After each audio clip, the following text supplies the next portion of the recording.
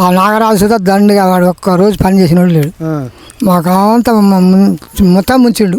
నా నియోజకవర్గంలో ప్రతి గ్రామం తిరుగుకుంటున్నా మంచిగా అభివృద్ధి చేస్తున్నా అని చెప్తున్నా. ఏ అబద్ధాలు అన్ని ఒక్క పని మంచిగా చేయలే.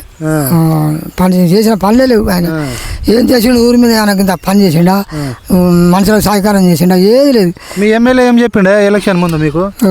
ఇది ఇస్తా అది ఇస్తా ఐసా పైసా అన్నాడు. ఒక్క పైసా మళ్ళీ అవుపడితే అంత పాపం. ఇంత పోయిన కానీ వచ్చిన కానీ దండిగా వేస్ట్ మాకు.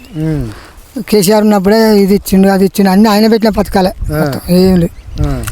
వీళ్ళు కూడా మంచిగా పథకాలు అంటే 500కి గ్యాస్ ఇస్తుండట, జీరో కరెంట్ ఇస్తుండట, సన్న బియ్యం. గ్యాస్ అసలు వచ్చుడే లేదు, గ్యాస్ ఇచ్చు లేదు, సత్తు లేదు.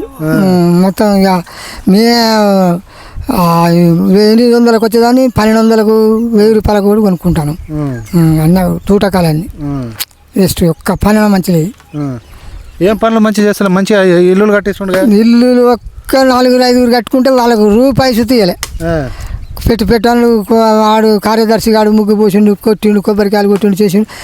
మీరు ఇల్లు కొద్దిగా ఎక్కువ కట్టుకున్నారు, మీకు రూపాయి రాదని వాడు మొత్తం కథం చేసిపారు. పేరుకేనా అది? పేరు వరకే.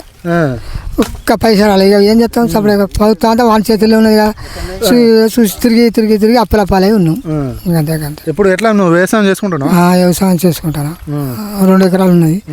ఎట్లా మీకు యూరియా బస్ టైంకి దొరకడం? అయితే ఒక్క బత దొరుకుతలేదు. కొట్టుకొని ఒకరికొకడు తలకాయలు పలుగుడు కాలు తెంకున్నారు. సపరేట్గా ఊరుకున్నాం. పంట సుతా సరిగా పండకనే పోయింది.